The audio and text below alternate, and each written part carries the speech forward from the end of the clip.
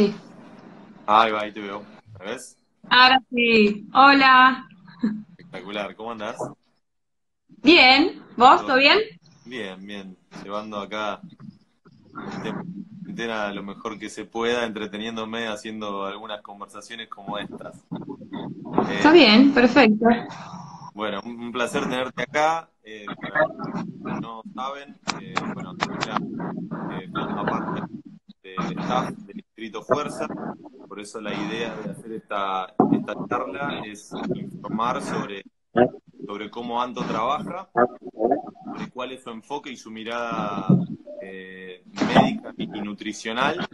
Y además, bueno, voy a brindar información para el público general respecto a cuestiones nutricionales que, bueno, me imagino que tu mirada, por lo que hemos hablado y por lo que te conozco, no es una mirada convencional, ¿no? Exactamente.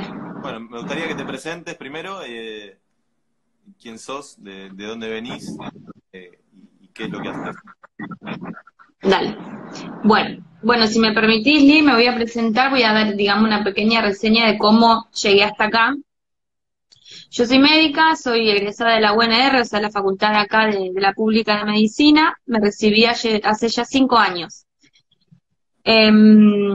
Mi visión como médica siempre fue, creo, la convencional, ¿no es cierto? El médico de especialista después. Me formé durante toda mi carrera para ser médica, pensé que iba a ser médica clínica, de consultorio y demás. Eh, Di 4 años clase en la facultad, en la cátedra de semiología. Así que toda la vida, digamos, toda mi carrera con esa mentalidad. Bueno, cuento esto porque cuando termino mi estudio, en realidad en los últimos 5 días de mi carrera, que es cuando nos llevan a hacer el campamento sanitario, Sí. para los que no saben por ahí, no, a los médicos que nos recibimos, los últimos 5 días en la práctica final te llevan a hacer un campamento sanitario. Te llevan 5 días con una población X. Generalmente es un pueblo de la provincia de Santa Fe. A mí me tocó San Genaro, en donde vos lo que haces los primeros 2 días, encuestas casa por casa. La encuesta son 8 hojas, en donde entrevistás de qué se enfermó la gente últimamente, toda la familia, si conocen otros antecedentes, si toman medicación y demás. Y me acuerdo que arranqué en una esquina, la primera mujer ya me dijo que ella, el hijo y el marido tenían cáncer. Sí. La casa de al lado, el marido tenía cáncer. La tercer casa, el marido y el hijo tenían cáncer. Y la mujer me agarra la mano, y cuando te lo cuento la piel de gallina, me agarra la mano y me dice: estoy muy contento de que estén acá, ojalá puedan hacer algo porque nos están matando. Qué locura. Fue una locura. Yo al principio ese campamento pensé no hacerlo, porque dije, qué sé yo, no le veía la utilidad. La verdad que ahí mismo me puse tanto las pilas, hice más encuestas de las que tenía que hacer, felicité a toda la gente de la UNR que está totalmente involucrada con eso de manera desinteresada, de verdad. O sea, la mayoría no cobra, la mayoría de los profesores, es increíble. Bueno, a partir de ahí es como que mi carrera hizo así. Dije, me parece que hay que hacerse otras preguntas de por qué está enfermando la gente. Me parece que hay algo que la medicina tradicional se le está escapando. Claro. Fue lo que yo pensé. ¿Por qué ahora tenemos tanta incidencia de cáncer? ¿Por qué ahora tenemos tanta incidencia de diabetes? ¿Por qué toda la gente hoy toma metformina, toma la T4 para la tiroides? ¿Quién no tiene un familiar enfermo, lamentablemente, un conocido? Dije, che, ¿qué está pasando? Acá hay algo que no estamos viendo. Y bueno, ahí empecé con el tema de, bueno, se me fue de la cabeza hacer la tradicional clínica, no me metí en ninguna residencia, y empecé a buscar otras cosas, y en el medio lo primero que hice fue un posgrado de estética como para hacer algo en el tiempo porque no sabía qué hacer. Es como que con la medicina tradicional No no te me llamo. hallé más. Dije, Claro. sí, hay algo acá que no va. Entonces dije, bueno, en el medio hice estética, y estética me acerca a la rama ortomolecular, que bueno, es lo que yo quiero empezar a contar acá, que es Sí. lo Explicarle un poco a la ortomolecular. gente qué es eso, porque yo tampoco lo tengo muy claro y me gustaría saberlo. Bien, dale, perfecto. La medicina ortomolecular, te la resumo, es como una bioquímica, una medicina bioquímica personalizada, ¿está? En realidad lo que trata la medicina ortomolecular es empezar a buscar el porqué de las cosas. El porqué, o sea, empezar a entender el síntoma que expresa el cuerpo. Si vos tenés presión, nosotros, por ejemplo, los médicos, cuando estudiamos la fisiopatología, la etiología de la presión arterial, tenemos un cuadro, patético cuadro para mí en este momento, en donde vos dividís las causas, el 80% de las hipertensiones en idiopática, o sea que no sabés la causa, y el otro 20% restante sí tienen una causa conocida que puede ser, por ejemplo, renal. Estamos viendo una o cientos o miles de causas. Entonces la medicina ortomolecular se empieza a basar en Digamos eso, que en realidad. Sí, te escucho. en encontrar la raíz en encontrar la raíz de la patología, digamos. Se te cortó, Lee, no te escuché, perdón. En encontrar la raíz de la patología se centraría la medicina Exacto, ortomolecular. exacto. Se pregunta el por qué, y en realidad lo que trata de resolver, o sea, es el buscar el por qué y trata de resolverlo, y se basa en volver a restablecer la fisiología del organismo, el equilibrio celular. Teniendo en cuenta la siguiente cosa, yo le explico siempre a mis pacientes, si vos tenés en cuenta que un órgano cualquiera, vamos a suponer el hígado, es un conjunto de células, la célula es su unidad funcional más chiquitita, entonces está bien pensar que si una célula enferma, de por sí el órgano puede enfermar. Entonces, ¿qué es lo que hace esa célula? ¿Qué es lo que hace a esa célula funcionar bien? Bioquímicamente hablando, esto es fisiología pura. Por eso cuando uno trata al paciente, uno lo aborda desde un todo. En la medicina ortomolecular se termina esa división y sistematización del paciente de o tiene cabeza, o tiene brazos, o tiene corazón, no tiene todo junto de repente, ¿viste? Claro. Entonces tratás de ver muchas cosas. La medicina ortomolecular trabaja mucho desde la prevención, o sea, ¿qué voy con esto? Porque yo no quiero tampoco desestimar el gran trabajo que hacen mis colegas, los especialistas, obviamente, el neurólogo, el cardiólogo, de verdad, pero lo que trata es mucho desde la prevención, o sea, tratar de evitar que un paciente llegue a ser hipertenso, a ser obeso, a ser diabético, y lo que trata es de restablecer los equilibrios fisiológicos que se han perdido. ¿Por qué se han perdido? Por la vida que llevamos hoy no es la misma que llevamos hace cientos de miles de años atrás, cuando en realidad se forma nuestro ADN. Nuestro ADN está formado hace cientos de años atrás, con el hombre que cazaba, me explico. Entonces, si bien la sociabilidad, o sea, la sociedad y la gran evolución de las tecnologías y todo lo que ha evolucionado al hombre está buenísimo, ha traído consecuencias, digamos, en nuestra salud. Entonces ahora somos más sedentarios y comemos más tiempo, o bueno, tenemos otras patologías por estar expuestos, por ejemplo, a un estrés crónico de trabajar como trabajamos, de tener el ritmo que vivimos. Claro. Sí, y eso hace que haya mucho más cantidad de enfermedades que hace 300, 400, 500 años. Muchas, todas. En realidad las que más se ven ahora son las degenerativas, las patologías degenerativas crónicas. Lo que pasa que ahora también se está viendo, está cambiando el paradigma en tantas cosas, y por suerte, bienvenido sea, aparte me gustan las cosas nuevas, que hay enfermedades que no tenían la base que decían tener. Y entre ellas el cáncer. El cáncer siempre se dijo que era una patología genética, en donde, claro, se te mutaba un gen o se te mal replicaba un gen y chau, cáncer. Y ahora hoy se vio que metabólica, ¿no? Metabólica, epigenético, para que sepas. ¿Qué quiere decir epigenético? El ambiente que rodea ese gen. Sí, ese gen se replica mal, pero ¿por qué se replica mal? Lo traes, porque antes se creía que uno traía la falla congénito, que en algún momento se te expresaba y se te hacía el cáncer, ¿me explico? Sí. Y hoy se sabe que no es así.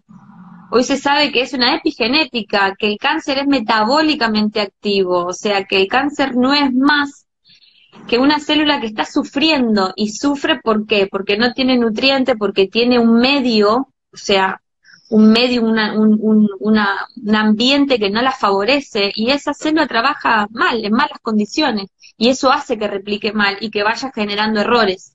Claro. Anto, el enfoque que vos le das, digamos, a la medicina ortomolecular, es, me imagino, desde la nutrición, desde el ejercicio, desde la suplementación, ¿desde dónde más? Todo lo que dijiste y desde el hábito de vida. A mí me interesa desde que el paciente se levanta hasta que se acuesta. Es gracioso, Lee, entre comillas gracioso, porque cuando estoy en la consulta con el paciente me mira y me dice, me preguntaste cosas que no me preguntaron nunca en mi vida. ¿Me explico?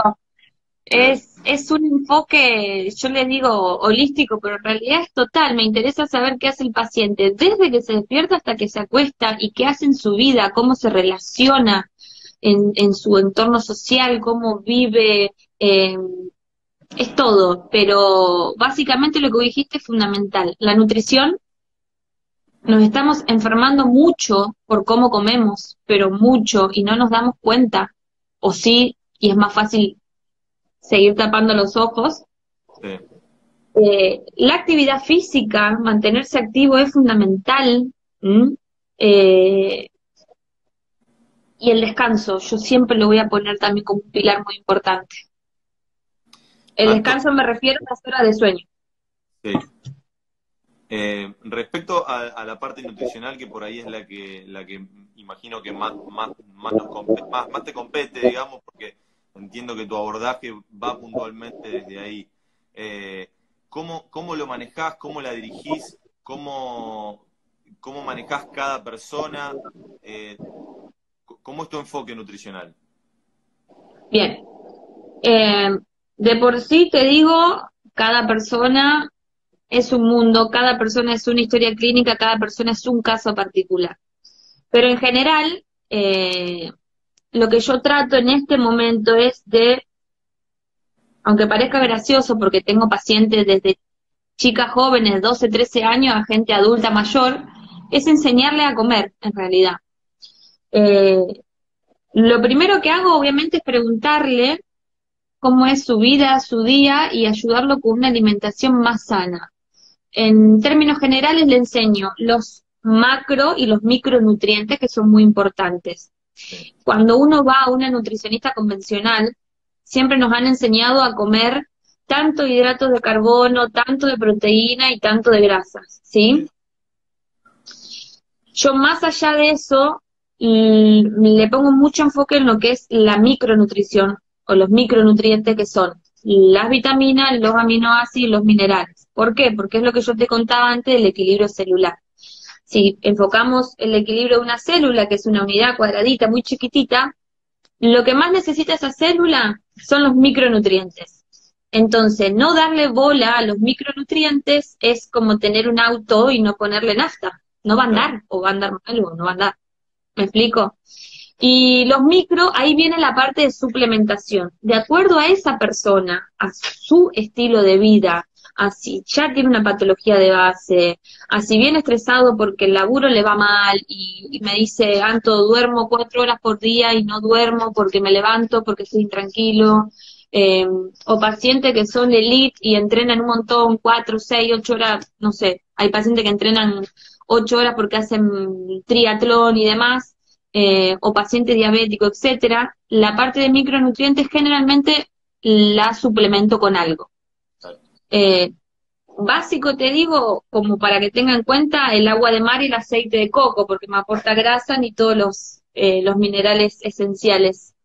Cuando hablamos Entonces, generalmente, de mar, sí. expliquemos a la gente, el agua de mar que lleva.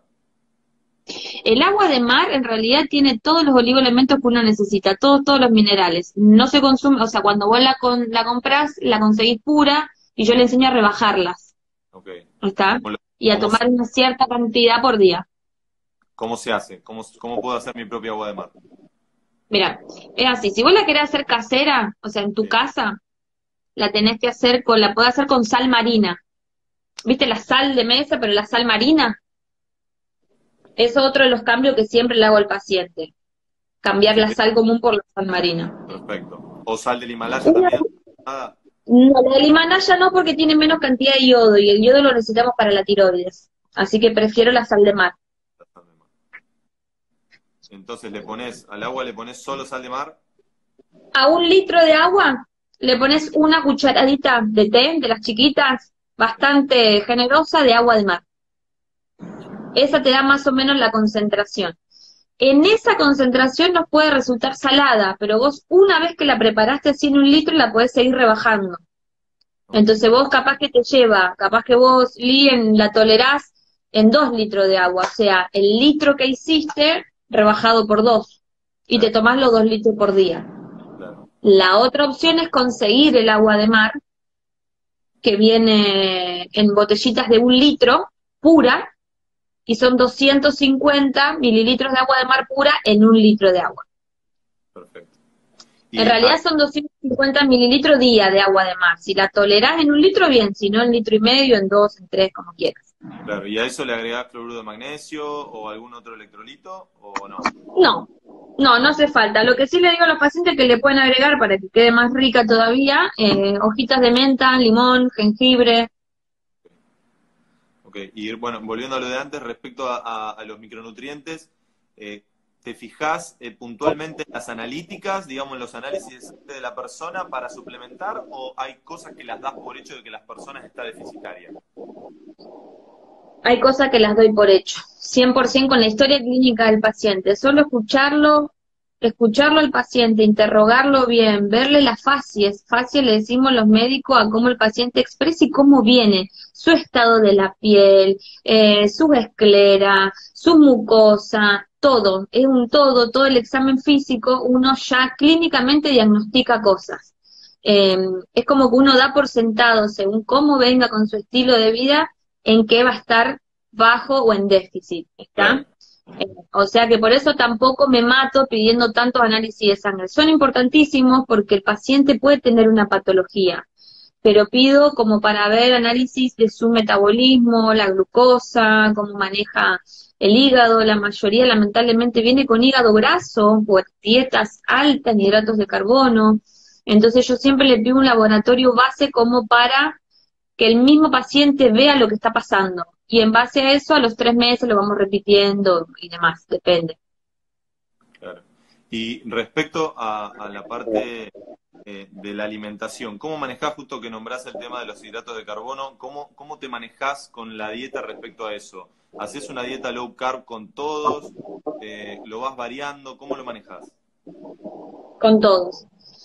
La dieta low carb, y no hablo de cetogénica porque son cosas distintas, la dieta low carb, y para que la gente entienda, es baja en carbohidratos, es para todos. Yo a todos los pacientes les enseño, trato de enseñarle, porque vos imaginate, Lee, que es algo muy difícil, porque socialmente vivimos comiendo hidrato de carbono, Sí. pero yo siempre le digo al paciente, tenemos que comer como celíacos, pero a la vez como diabéticos.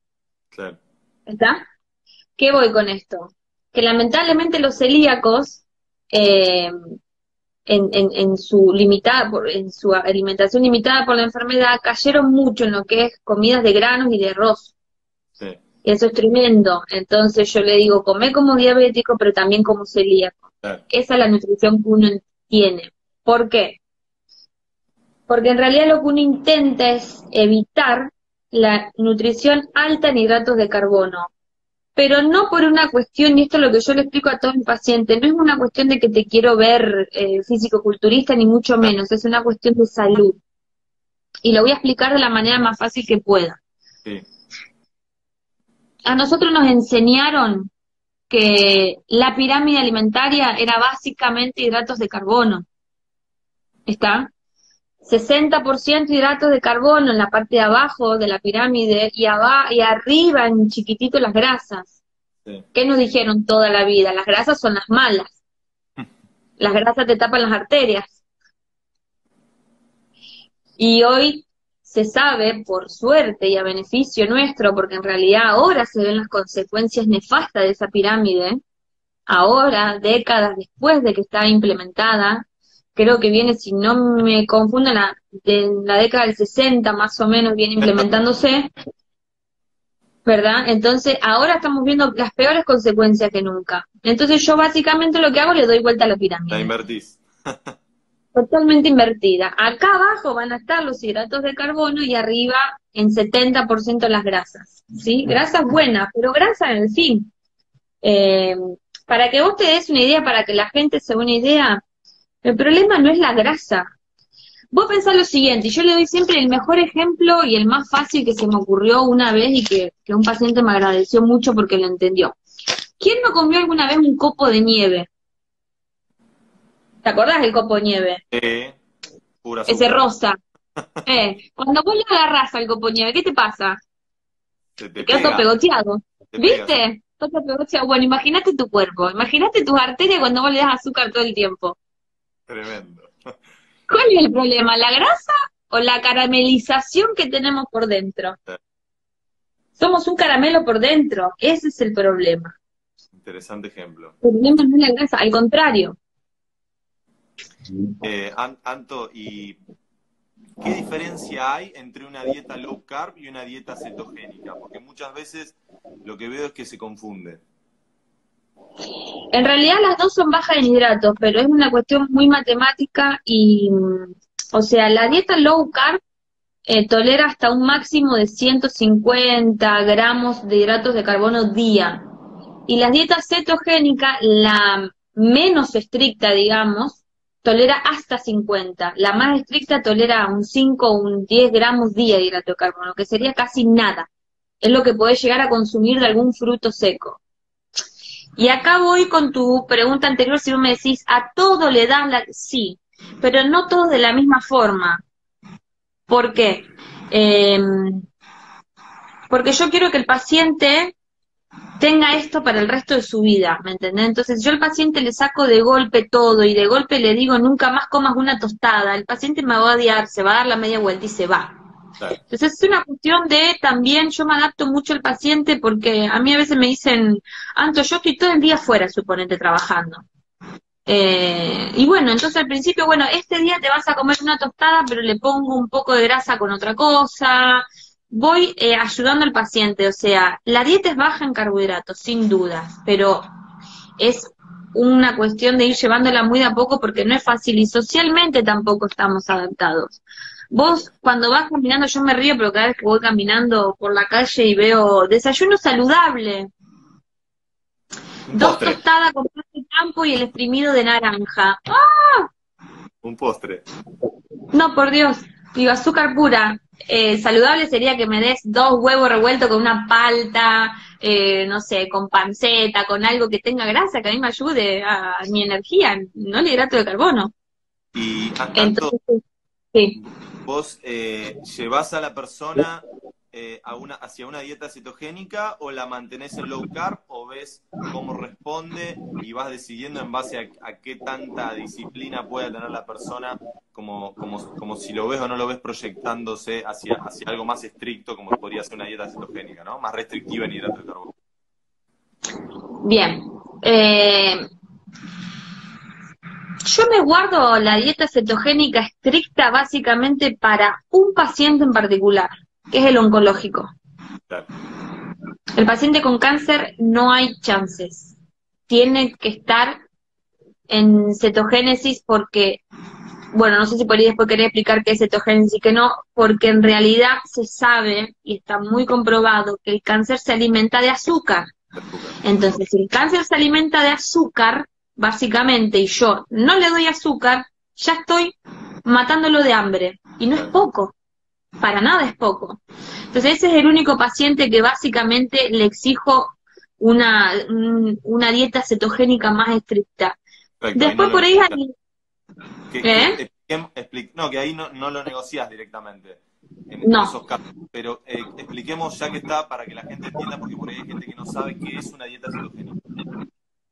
Bien, en realidad la dieta cetogénica es una dieta en donde vos como combustible no vas a usar la glucosa, sino los cuerpos cetónicos, que lo lográs estimulando otra vía metabólica, a la que cual no estamos acostumbrados, que es la vía de la beta-oxidación, la de los ácidos grasos. Cuando vos consumís ácidos grasos y van por la vía metabólica de la beta-oxidación, se generan los cuerpos cetónicos como combustible, ¿está? Que, te lo digo entre paréntesis, tiene 3 veces más energía que la vía de la glucólisis o de la glucosa como estamos acostumbrados.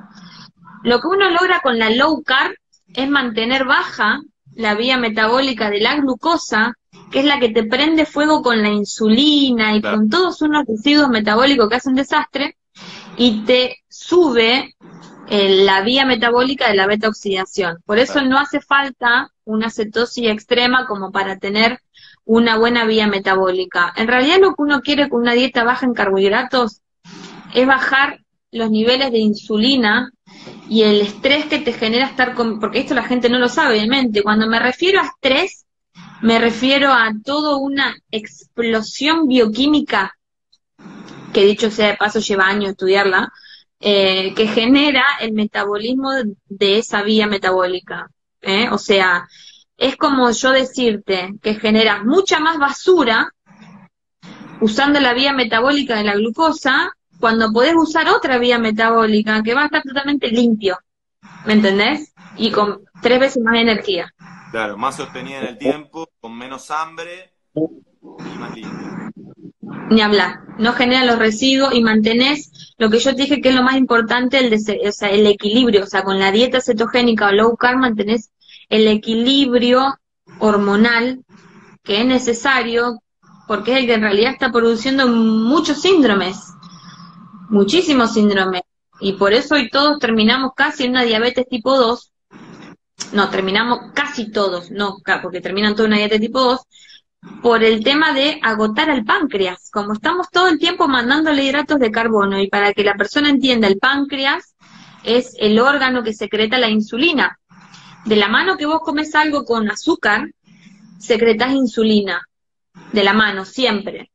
Entonces, es directamente proporcional. Glucosa, insulina, glucosa, insulina. Si yo te mando a vos, Lee, a correr 40 kilómetros todos los días de tu vida, ¿vos qué me vas a decir en algún momento? Pará. Chanto, no de más. Estoy cansado. Al páncreas le pasa lo mismo. Y ahí es cuando empieza primero como una insulinoresistencia. Primero se agotan los receptores de la insulina.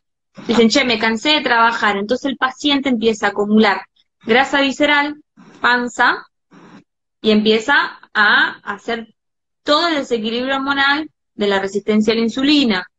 Tiene el colesterol alto, tiene más que nada el triglicérido alto, tiene grasa hepática, que eso es terrible, porque eso te saca función hepática. Y eso puede terminar en una cirrosis, es terrible, y lo he visto. Cirrosis no alcohólica, ¿no? Cirrosis no alcohólica, exactamente. Es la cirrosis no alcohólica. Acá pregunta Nicolás, ¿qué pasa con las personas que normalmente tienen baja el azúcar? Y dice, hay gente que le baja la presión sin azúcar. La presión no tiene que ver con el azúcar. Son cosas distintas. O sea, habría que ver si es baja de presión o si es bajo de azúcar. Primero, cuando vos venís en una dieta alta en carbohidratos y querés pasar a la cetogénica, los picos y bajos de glucosa son muy comunes. ¿Por qué? Porque tu organismo está totalmente adaptado a otra cosa. Lamentablemente les hemos hecho daño durante muchos años. Entonces, por eso es lo que yo pido, que nunca se larguen solos a hacer estas cosas, porque hoy hay mucha información por internet, y que siempre tengan un médico que sepa de esto y que los acompañe, porque no es fácil hacer el pasaje, ¿sí? Digamos, hay que adaptarlo. Ganar la flexibilidad metabólica lleva un tiempo, ¿no? Lleva un tiempazo que no es, bueno, listo, te va a llevar una semana. No, qué sé yo, tu metabolismo, tu genética, tu cómo venís. No lo sé, hagámoslo juntos, pero no sé cuánto nos va a llevar. ¿Qué sería la flexibilidad metabólica para que la gente lo entienda? Bueno, justamente es esto, es tratar de estimular el metabolismo de otras formas y hacerlo trabajar distinto. Es como que en realidad vos siempre agarraste una misma ruta y yo de repente te voy a empezar a decir, bueno, ¿sabes qué? Por acá no es por el otro lado. Es otra cosa. Va a ser, es como que vos vas a querer hacer este recorrido y te vas a perder. A tu metabolismo le pasa lo mismo, salir de esa encrucijada y poder buscar la solución para otro lado es una adaptación al organismo que le puede llevar mucho. Ni hablar que que obviamente cada uno puede tener más, menos adaptación, pero hay que hacerlo paulatino, y depende qué ritmo de vida tenga el paciente. Por ejemplo, si entrenás demasiado en esa semana, que la primera semana más que nada, te voy a pedir que bajemos los niveles del entreno como para ver cómo respondés. Claro. Pero habría que ver si esa persona tiene presión baja o, ojo, que hay gente que normalmente sufre hipoglicemias normales, gente que tiene esa patología de sufrir hipoglicemia, pero a esas personas les digo que es justamente porque no tienen un buen manejo de su metabolismo y estas dietas les vienen al pelo. Claro. ¿Cómo, digamos, la flexibilidad metabólica sería poder usar las grasas y poder usar la glucosa como energía, ¿no? Poder usar ambas fuentes de energía. Exacto, eso es lo que se genera en realidad o que se trata de generar con la dieta baja en carbohidrato y no cetogénica. Por eso te digo que son cosas distintas, porque la cetogénica es como que directamente anula la vía de la glucosa, la anula por completo y solo trabaja con la vía cetogénica. Claro. Eso está buenísimo, pero ya te dije, para casos muy extremos. Normalmente no lo haría, porque aparte socialmente somos otra cosa. Entonces, la idea es que vos tengas flexibilidad, que despiertes una vía metabólica la cual tenías dormida, porque toda la vida, o sea, no toda la, sí, por lo menos toda mi vida, de los 30 años que tengo, 31, nos dijeron que las grasas eran malas. Entonces la vía esa de la beta oxidación yo la tenía dormida, porque todo lo que consumía era bajo en grasas. Claro. ¿Entendés? Consumía más hidratos que otra cosa. Entonces la idea es que tengas esa flexibilidad como para que, si consumís grasa, la quemes, la uses como energía, la quemes, tenga mucha energía, mucho metabolismo divino. Y si el día que te comes la tostada, no te genera un pico de glucosa que te lleva a un pico de insulina, sino que lo integres bien y lo puedas usar también como energía o que funcione el metabolismo. Acá pregunta Andrea, si no comemos carne, ¿se puede hacer esa dieta? Dice. Sí, pero coman huevo. Please. Bien. Y acá Es dice, mi... pregunta de vuelta, Sí. ¿y qué haces con la gente que tiene hipoglucemias? Bueno, hipoglucemia, ¿por qué? Claro. ¿Tiene alguna causa? ¿Está estudiado? ¿Con qué frecuencia la hace? ¿La hace en ayuna? ¿La hace entrenando? ¿Cuándo hace la hipoglicemia? Primero hay una causa para ver. Segundo, las hipoglicemias a veces son la fase terminal de la diabetes. Claro. Capaz que de un síndrome, de una resistencia a la insulina. En realidad el paciente hace hipoglicemia, pero porque ya está con falla pancreática, ya su páncreas no entiende si tiene que secretar más o menos insulina, empieza a fallar y le hace las hipoglicemias y de repente las hiper y así. Por eso te digo, depende por qué esas hipoglicemias. Si son genéticas, hereditarias, que el paciente dice, no, yo me levanto y me mareo, bueno, hay que ver, chequémoslo, si realmente, a cuánto baja esa hipoglicemia que dice, porque hay gente que se piensa que una hipoglicemia es 80. No me asusta 80. ¿Me explico? Entonces, habría que ver la historia clínica de ese paciente. Claro. Anto, para que la gente conozca, porque tu mirada es totalmente diferente a la medicina y a la nutrición convencional que estamos acostumbrados a ver. ¿Qué es el ayuno y si lo usás o no lo usás y en qué casos? Sí. Bueno, primero, ayuno. ¿Qué es ayuno? Definamos. O sea, es la inanición, o sea, no comer de manera voluntaria. ¿Está? Yo estoy decidiendo no comer.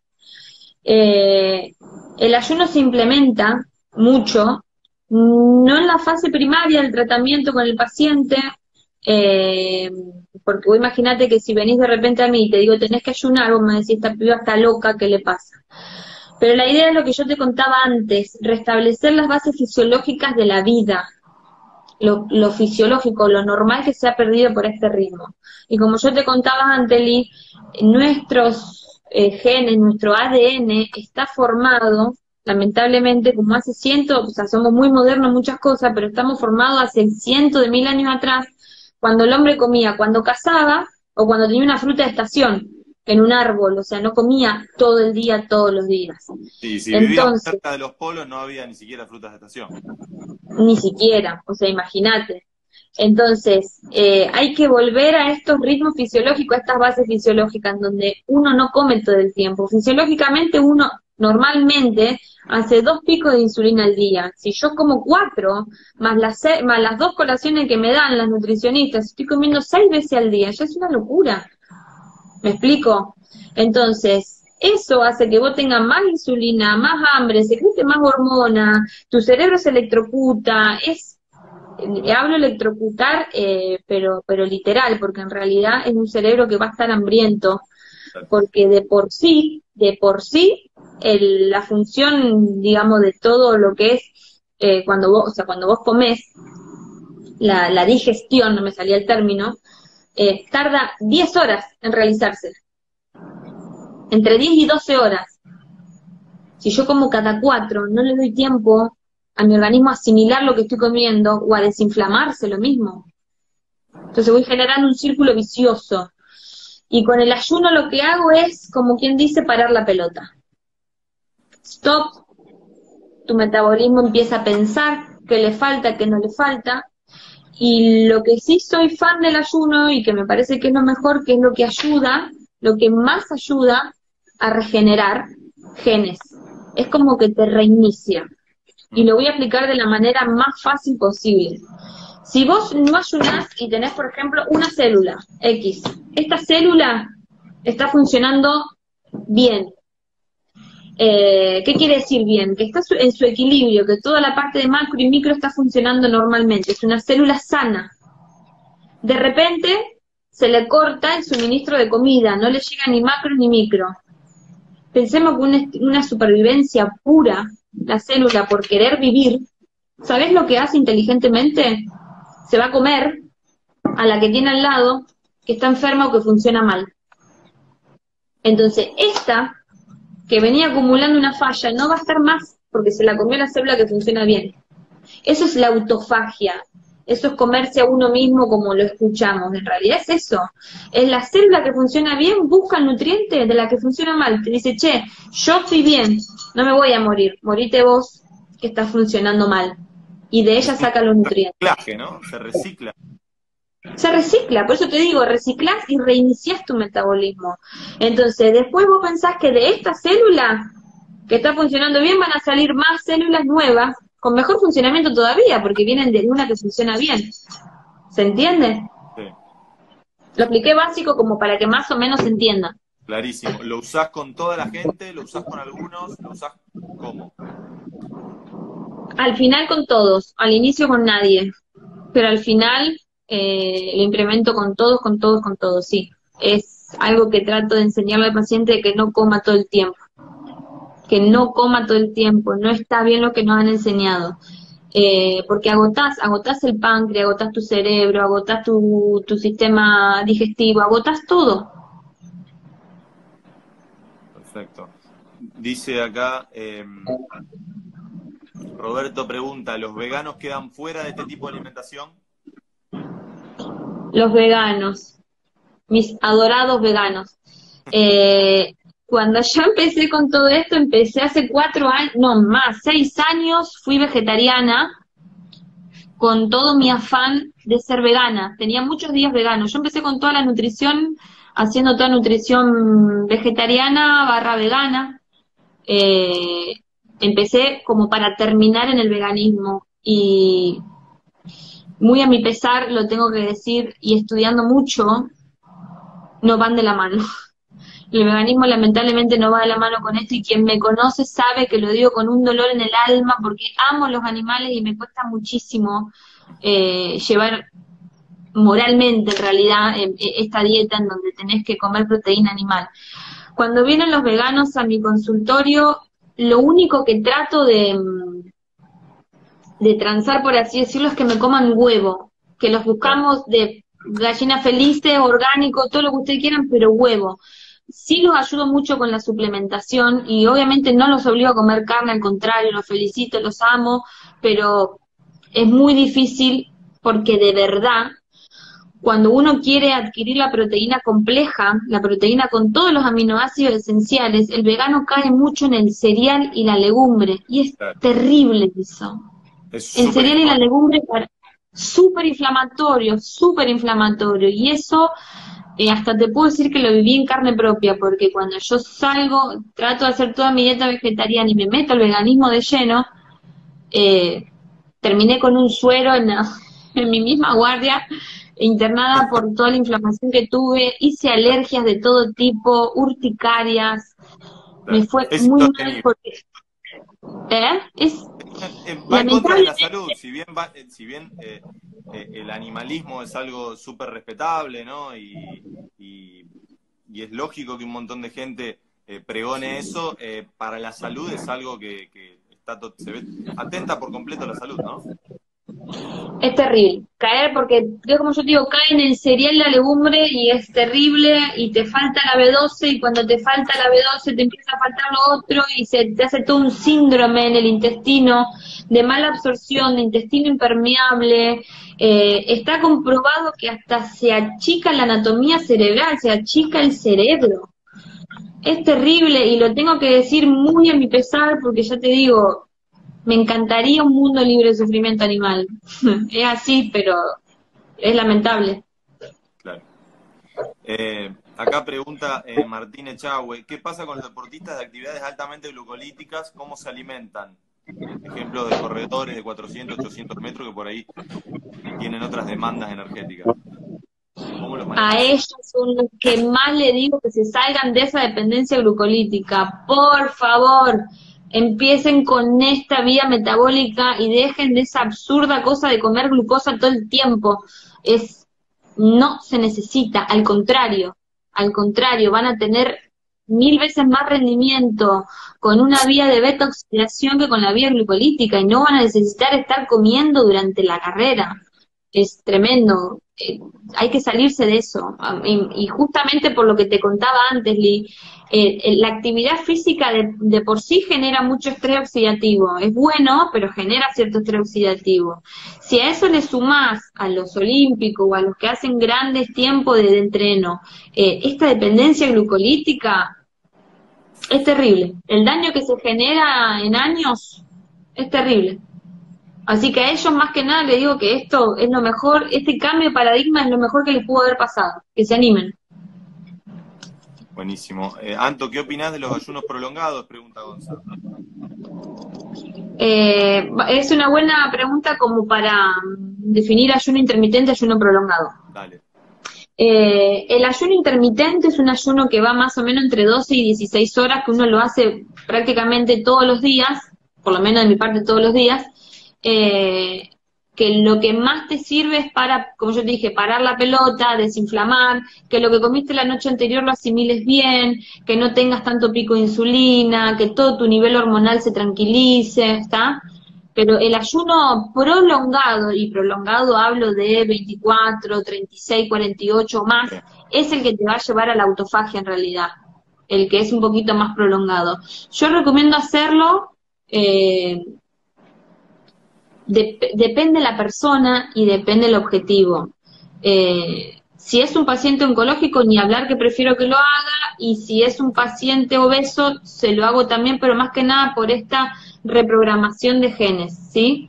Pero es más, o sea, como que estoy a favor por la autofagia, muy a favor, pero es más difícil de implementarlo, y hay que Claro, ser muy cuidadoso. claro. El paciente tiene que estar bien suplementado, y bueno, adaptado primero, más que nada. Pero sí, obviamente que estoy a favor, pero no hace falta que lo hagamos todos todo el tiempo. Por ahí generalmente lo pactamos con los pacientes, depende una vez al mes, algunos lo hacen una vez al inicio de cada temporada, por ejemplo, al inicio del invierno, al inicio del verano, depende. Pero sí, es importante hacerlo de vez en cuando el prolongado. Excelente. Acá Nacho pregunta, ¿qué pasa con el mito de comer carne todos los días o comer mucho huevo hace mal? Dice. Pregunta. Bien, dos preguntas serían, ¿comer huevo no hace mal? Al contrario, es un mito que no han generado el colesterol del huevo, no, al La contrario, el yema. colesterol, Comete la 5 claras, yema, pero no la comas. yema. No, no, no, no, no. No, no, no, huevos se pueden comer los que quieras, 5, 6 por día, qué sé yo, los que quieras, enteros. entero, porque aparte la yema del huevo, lo único que le falta es la vitamina C, el resto de todos los alimentos, micro, macro, tiene todos. Lo único que le falta el huevo para ser perfecto, perfecto es la vitamina C. Así que el huevo, ok, no hay problema, Incluso, al contrario. según tengo entendido, la Sí. yema es más nutritiva que la clara, ¿no? No, 100%, por eso te digo, la yema es lo que tiene todo, todos los micronutrientes. Así que adelante con el huevo. Y con la carne es un tema, porque en realidad por ahí es más complejo.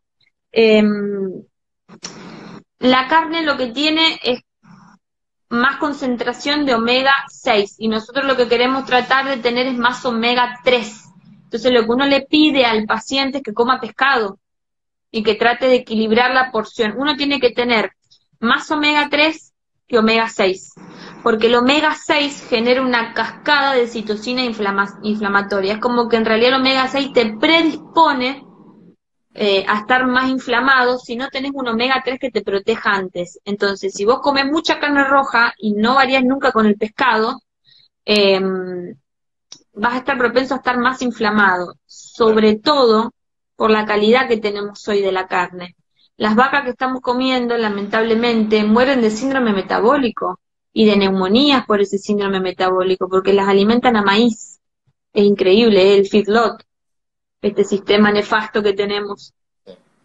Entonces hoy la carne no es una vaca alimentada a pasto, es otro estilo, no tan sana. Entonces yo no es que le digo que no a la carne, sino que le digo de la mano que comes carne, tenés que comer pescado. Y ahí es cuando viene la suplementación con omega 3. La mayoría también la suplemento con omega 3, porque no podemos tener esta proporción, no puedes comer tanta cantidad de pescado, no te da como para tener un 2-1.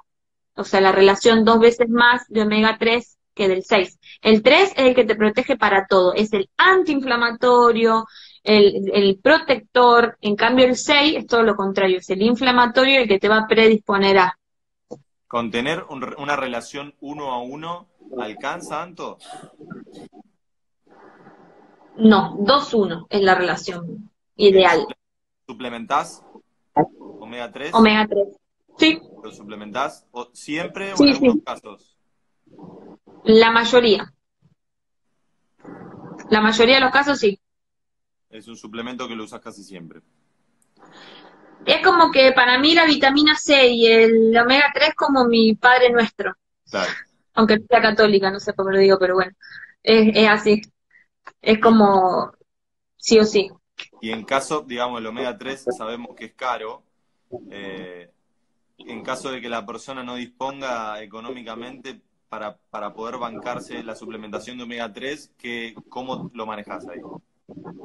Que coma pescado y si no se compran el aceite de bacalao, que es feo, pero es más barato. Viene en frasquito, no es muy caro, pero te tenés que bancar una cucharada de bacalao. Y si no, bueno, nada, mientras tenga una dieta balanceada, hay pacientes que comen más pescado que carne roja y está bien también. Ok. Pero digamos, entonces, esto de que la carne genera cáncer y estos puntos que andan dando vuelta, vos no hablás de eso, hablás simplemente de la relación omega 3 omega 6 que tiene la carne. Si me decís la comer carne roja te predispone al cáncer, te voy a poner un signito de pregunta, no te voy a decir que no. Yo creo que por la calidad de la carne también de la que te hablaba recién, eh, la carne roja predispone mucho a la inflamación, pero ya te digo, por este desbalance de omega 3, omega 6, por eso te digo, tanta carne roja y aflojemos un poco. Sí, Sí. de verdad que sí. Acá pregunta Cintia, ¿qué hacemos en los niños? ¿Ayuno y dieta cetogénica? No, el niño no hace falta el ayuno porque el niño está en plena etapa de reproducción. Sí, una dieta sumamente equilibrada y es el momento justo, ideal, para no darle porquerías y no hacerlo adicto a la criatura a porquerías que andan dando vuelta. Lo que yo básicamente le enseño al paciente para él y su familia, no cosas empaquetadas. Todo lo que venga con paquete y etiqueta te digo que no. Claro. ¿Por qué? Porque tienen aditivos, tienen conservantes, tienen muchas cosas. Entonces, Obviamente que no ayuno y no dieta cetogénica, dieta low carb, ponele, sí, no hay problema para un chico. Prefiero mil veces que me comas un brócoli o que comas una galletita casera a que comas una galletita de paquete. Claro. Prefiero que lo despiertes y le hagas un panqueque de huevo a que le des una galletita de paquete. Y eso va a terminar siendo low carb, pero es totalmente nutritivo. Y aparte no lo vas a crear no lo vas a criar, mejor dicho, con esa adicción que tienen, que vos ves los nenes hoy, que tienen esa adicción de querer todo el tiempo el chisito, el McDonald's, la porquería. Claro. Bueno, acá pregunta Nico, pescado, boga, pacú, no, me imagino que serán pescados de mar, que son los más ricos en No, omega. todo. Cuanto más grasoso se recomienda mejor, pero obviamente que lo de mar se recomienda más, pero no, yo carne, en pescado le digo todo tipo de pescado. Ok. Pregunta acá Guido, ¿alguna recomendación para ganancia muscular con ayuno? ¿Cómo? Perdón, no escuché. ¿Alguna recomendación para ganancia muscular con ayuno? Pregunta Guido. Sí, miren. Primero, tener bien establecida la ruta de la beta oxidación. Cuando uno despierta esa ruta metabólica, no vas a tocar nunca músculo, eso no hay problema. Vos si tenés grasa, vas a tener energía de sobra y no vas a tocar tu músculo. Pero tengo que obviamente asegurarme de que estés consumiendo una proteína adecuada a tu requerimiento. Y después suplementación con aminos, hay un montón que generen más músculo. Tener los BCA, que son los aminoácidos cadena ramificada, que generalmente si el paciente quiere realmente la hipertrofia, los ayudas con algo de eso. Pero Aclaremos no por qué no se pierde músculo en el ayuno, es una cuestión hormonal, ¿no? es una cuestión bioquímica total. Cuando vos, o sea, no vas a perder nunca músculo porque estás usando justamente la beta oxidación para ganar energía. Entonces, el glucógeno lo vas a tener siempre, o sea, si vas a hacer un levantamiento de pesa, vas a tener tu glucógeno, te va a ayudar, no hay problema. Los depósitos de glucógeno están siempre, pero lo que uno tiene que saber es que no necesitas gran descarga de hidrato de carbono para llenar tu depósito de glucógeno. Con una dieta low carb te recontra sobra para volver a depositar tu glucógeno en el músculo, entonces no vas a tocar el músculo y cuando vos tenés estimulada la beta-oxidación vas a seguir trabajando en todo tu metabolismo normal, pero con más energía durante esa vía. Perfecto, clarísimo. Bueno, antes no sé si acá hay alguna pregunta más, creo que no, pero bueno, la idea era más o menos esa, que la gente te conozca y que se informe sobre este tipo de alimentación que es algo totalmente poco convencional y algo que la gente no está acostumbrada a escuchar. Creo que se destierran un montón de mitos escuchándote y está buenísimo. No sé si querés cerrar con algo respecto a la situación actual del país, el coronavirus, alguna recomendación nutricional para la gente que está viviendo en estos momentos esta situación. Sí, quiero decir dos cosas, Liz, si me permitís. Una es, bueno, dar un cierre en cuanto a esta nutrición, que es más que nada empezar a tomar conciencia de que realmente los que comemos, todo lo que hacemos en nuestra vida impacta en nuestra salud de manera positiva o negativa, todo. Lo que como, si duermo o no duermo, si me entreno o no me entreno, si vivo en un ambiente tóxico, en un trabajo tóxico, todo impacta en nuestra salud. Pero bueno, empezando por lo que comemos tenemos que hacer mucho. ¿Pero por qué? Porque nos han enseñado una cosa que estaba mal y eso es lo que yo quiero que la gente entienda y sé que es difícil, sé que es muy difícil, pero se puede cambiar un montón, de a poco, de a poco. A mí, por ejemplo, me agarró esta cuarentena en casa y me puse a cocinar un montón y me puse a mirar y uno en la alacena, ni alacena, no hay más que almendra, nueces, harina de almendra, harina de lino, o sea, es algo que por ahí se la agarra otro en otro lugar, o sea, en otro hogar me refiero, tu casa tiene que ser tu templo, tiene que empezar por ahí. A mí me costó mucho cambiar los hábitos, pero es necesario que se tome conciencia y que uno puede mejorar. Y lo que yo les digo a todos los pacientes, es que hay que prevenir las cosas, está bueno prevenir con esto. A nosotros nos enseñaron que llegar a viejo es llegar enfermo. Si vos sos viejo vas a tener hipertensión, vas a tener diabetes, y no es así, no es así, podemos llegar a viejos súper vitales sin la receta voladora, que le digo yo, que es el clonazepam, la metformina, la T4 para la tiroides, en el Anapril. Podemos cambiar eso, claro que se puede cambiar la historia, pero hay que tomar mucha conciencia de que estamos comiendo muchas cosas procesadas que no nos están alimentando, de que estamos haciendo un desbalance totalmente malo para nuestro cuerpo. Eso por un lado con respecto a esta dieta que es, o esta nutrición en realidad, que es distinta a lo que uno venía viendo, ¿está? Y con respecto a lo del país, bueno, tengo una postura como médica, yo también, para la gente que no sabe, no sé si vos también sabés, Lee, trabajo en la parte de emergencias, hago guardia hace 5 años en un hospital de San Pedro, o sea que estoy en la parte pública, sé muy bien lo que es esto, y lo que primero le quiero decir a la gente es que se tranquilice un poco y que haga lo que tiene que hacer, ¿tá? Lo que el Estado dice, lo que el gobierno dice. Es importante en esta fase evitar el contagio, para evitar o frenar esta pandemia, no evitar porque ya no la podemos evitar, frenar lo que más podemos, porque no hay sistema de salud que aguante tantos enfermos juntos a la vez, ¿eh? Yo no me asusto con los muertos porque es lo que yo dije y los invité en mi página, en mi Instagram, acabo de poner unos posteos en realidad son unos resúmenes de lo que puso Ernesto Gatacós, que son científicos, bueno, que allá arriba los tengo, en donde basémonos en la epidemiología, o sea, hay datos concisos en donde el virus tiene baja mortalidad, pero lo que pasa en realidad es que el sistema de salud no puede aguantar tanto enfermos juntos, entonces hagamos la cuarentena, quedémonos tranquilos, cuidémonos para prevenir, pero no quiero que se asusten tanto porque a mí lo que me entristece en cierta parte es verlos todos tan asustados.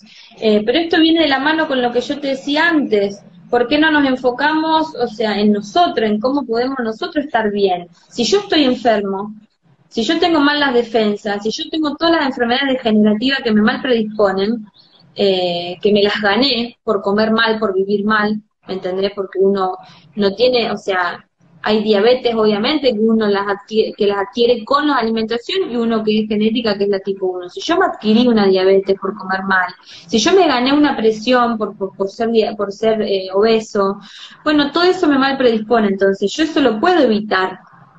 Evitemos llegar a eso, evitemos a estar inmunodeprimidos para estar más fuerte. Y comiendo bien, por eso yo le digo, un alimento te tiene que aportar macros y micros, te tiene que nutrir, lo que vos comas te tiene que nutrir, y eso te va a hacer estar fuerte y poder asumir una gripe o lo que sea con más fuerza y no sucumbir, digamos.